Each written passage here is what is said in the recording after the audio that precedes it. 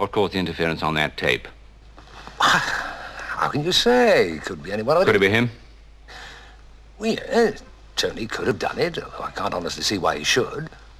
As a cover-up. Why would he restart normal recording 4 minutes and 45 seconds later? Are you going to suggest the monster did it, Koenig?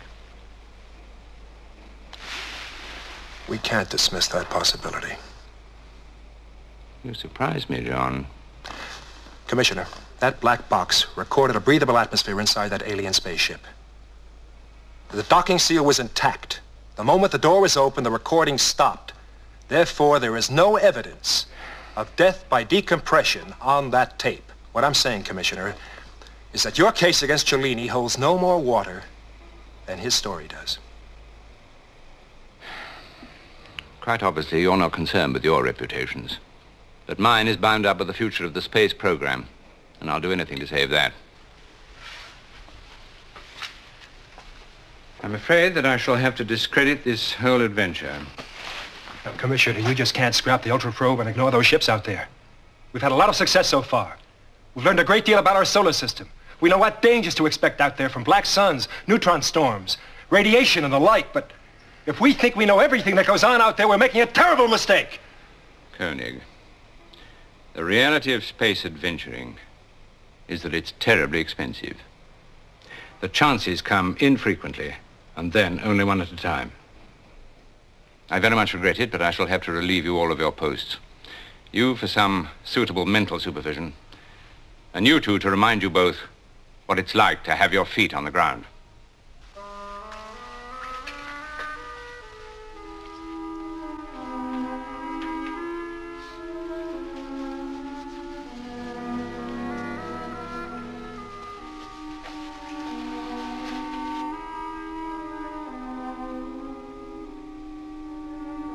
By September 13th, 1999, the day the moon blasted out of Earth's orbit, John Koenig was back on Alpha as commander of the base. Victor Bergman, Tony Cellini, and I were also there. Memories of the Ultra Probe ship disaster were obliterated in our fight for survival until the night when Tony's nightmare revived all the old conflicts. Thank you.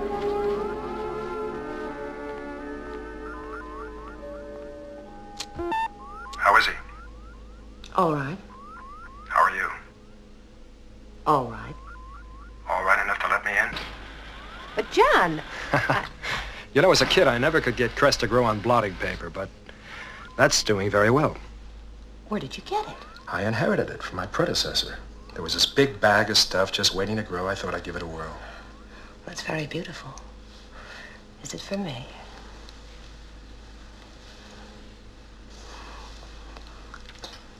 Thank you.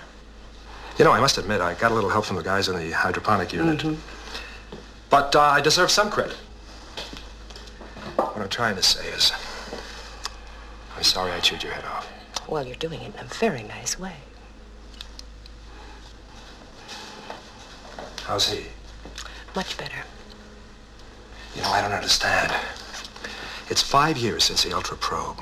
Why should he break now? Because it can happen at any time, which is exactly why I recommended that he never be returned to Alpha. Helena, I requested it. Can I speak? Tony. Now, just take it easy. It's all right.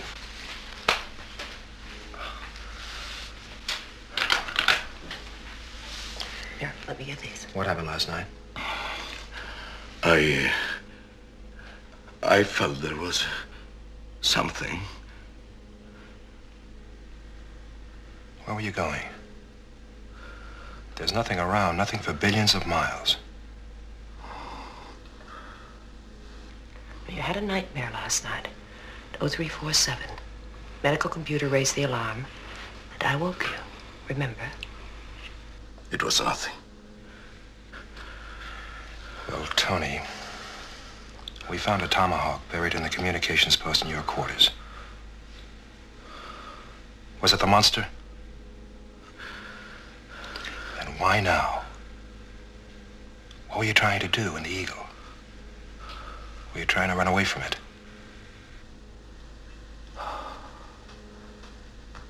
was going to face it.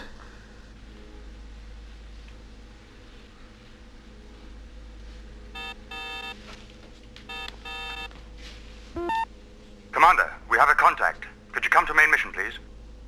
All right, Paul. I'll be right back. John, something quite extraordinary.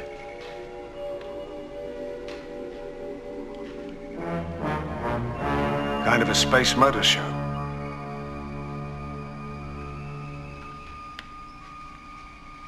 Well, Victor? It's the same sort of thing Cellini described. The mission to Planet Ultra. Victor, last night, Cellini had a violent nightmare, fighting his monster. Now, after the nightmare, maybe even as part of it, he tried to steal an eagle. I had to stun him. Now, he just came round, and I asked him what happened. He said he was going out to face it. But the monster? Well, those could be the same spaceships he saw behind Ultra. And if they are, we could be facing the same danger he faced. Sandra, increase magnification. John, we're light years away from Ultra. Victor, this moon has moved, so could they. But the coincidence. Something triggered Cellini. Something we can't ignore. Kano? Sir. I want computer to check the records, the flight records of Ultra Probe 1996. Now, the flight recorder picked up certain contacts similar to those. I want to know if they're the same. Commander, I have found it. The Ultra Probe ship is there. It's incredible. Yeah. So is Cellini's story about the monster. Alan, I want a docking eagle on pad 1 for immediate liftoff. I want an escort. 3 ships ready for action. Go.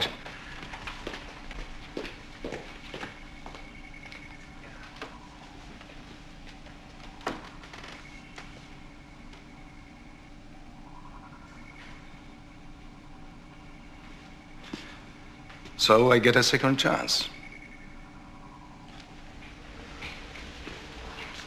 Any sign of life? I've scanned the whole area. There's nothing. There never was. Tony, I'm taking an eagle up there with an armed escort. We'll get as close as it's safe to and scan it. If Victor's absolutely certain there's no danger in the area on board the probe ship, we'll dock. Now, how does that sound to you? Sounds fine. Are you willing to come with us? I'd insist.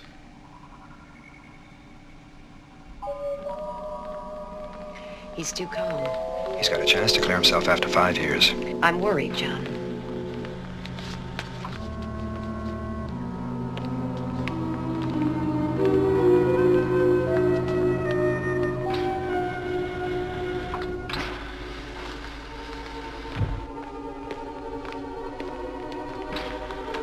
Helena, focus hard on those ships as we go by. Excuse me. I have to apologize to Alan. Alan, sorry about last night. Yeah.